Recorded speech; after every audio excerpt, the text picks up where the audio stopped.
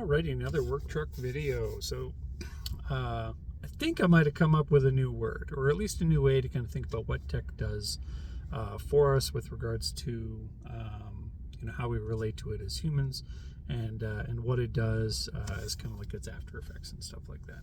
And that word is decarnalization.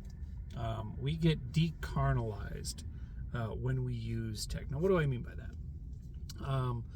Tech, rightly understood, is a extension of humankind. So the way I've conceptualized it, the way I've been able to kind of like make this make sense in my head, is that if you want to hit something that's harder than your hands, you can grab a hammer, and that's like a tool. A tool. I should probably get the notebook so we can actually read this because I wrote it down. All right, so if you want to hit something that's harder than your hand, that's fine. But what happens is you need something that's harder than your hand to be able to hit the thing that's harder than your hand. And so you grab your hammer, and that becomes a tool. That's kind of your first level of abstraction from your hand. You need a harder hand, so you get the tool that is the hammer. The hammer is the harder hand. That's the first level of abstraction from you hitting the object that's harder than your hand with your hand. The second level would be a machine, or what I'm calling a machine. And that is like an air-powered hammer. Like, it's not enough to just take the heavy thing and hit the hard thing with it. If you can get, the air to provide the muscles, so that, the muscles that are in your arm that move your hand are also being replaced, well, then you have a machine. You have something that is, using force in order to use the tool, in order to abstract you from the problem. The third thing would be a device, and that's what I'm calling it.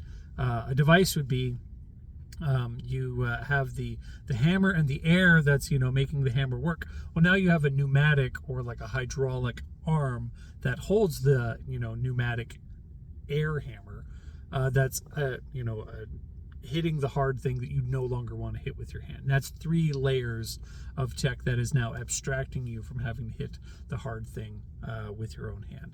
And then you have programs, and programs are what I'm calling the ability to program that machine to run without you operating it, where you can say you're going to set it to hammer level 5, and the computer or the mechanism starts hammering at hammer level 5. It is controlled hydraulically, it is powered pneumatically, and the hammer is doing what your hand does not want to do, that you've abstracted yourself 4 times. This abstraction decarnalizes us away from the world, and that's not necessarily a bad thing. We need to be able to do things that are greater than ourselves, and technology allows us to do.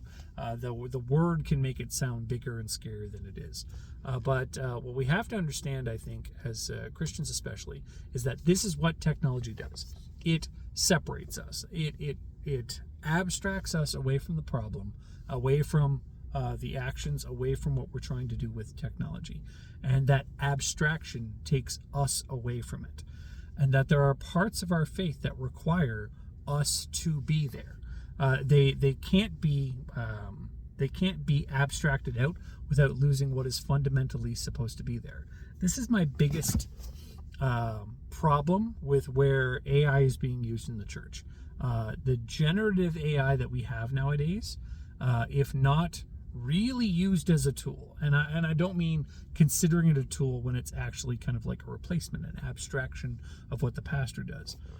When it's really used as a tool, I think it can be used. But when it's not used as a tool, what it does is it abstracts the pastor away from what he's supposed to be doing with himself.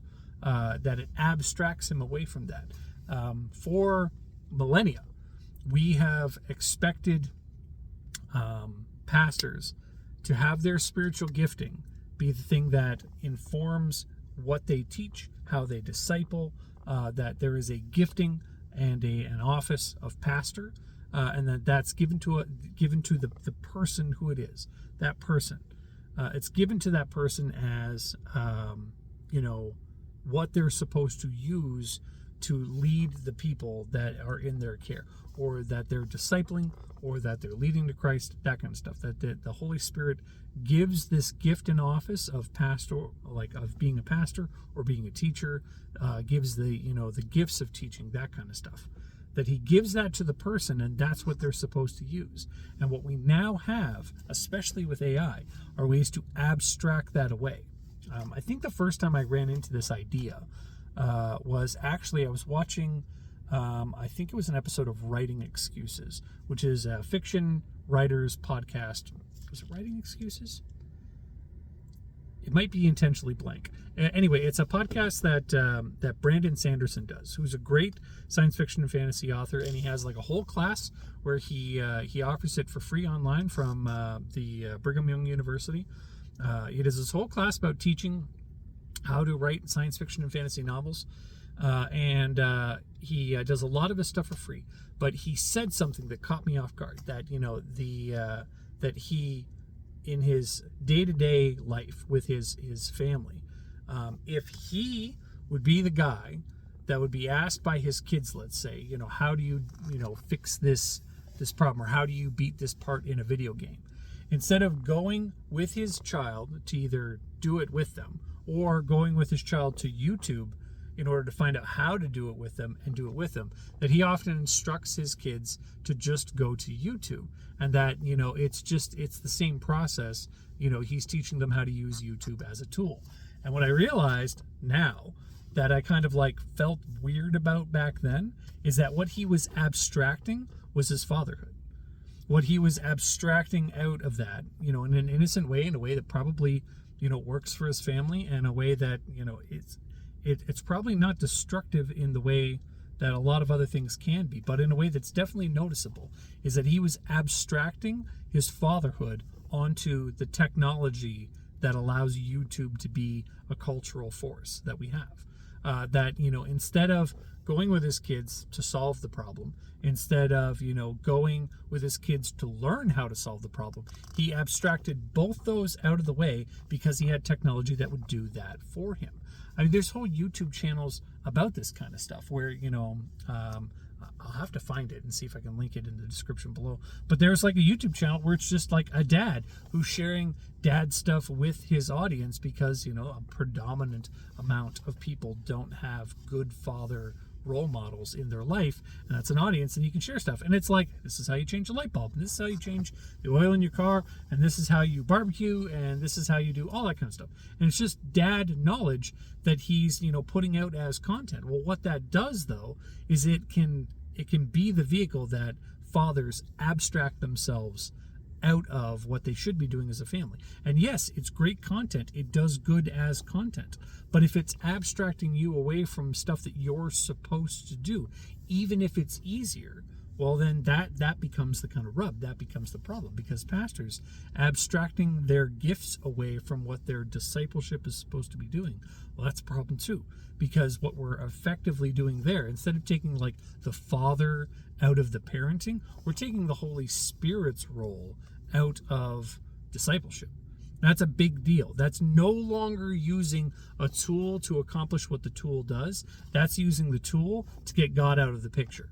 Or using the tool and not knowing that it gets God out of the picture because we can just abstract it. We can abstract it out of the way. And so this decarnalization, this, taking you out of what you're supposed to be doing or what you're capable of, this decarnalization is what tech does. It abstracts us out of, being, the first level interaction. And I don't think that's what we're supposed to do. It's kind of a high concept, but, I've been kind of floating around this idea for a while, and it finally all kind of came together. So some food for thought, like where are you being abstracted out of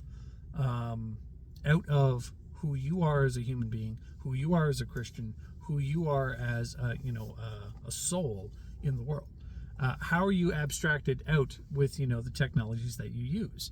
And some of this is really easy to see. Some of this is harder to see. And what's really important to understand is some of this is hard to stop. Once you're in, the effects are kind of locked in. And it's a harder thing to stop than, you otherwise would have to deal with. So food for thought. decarnalization, and how we abstract ourselves with technology away from the world.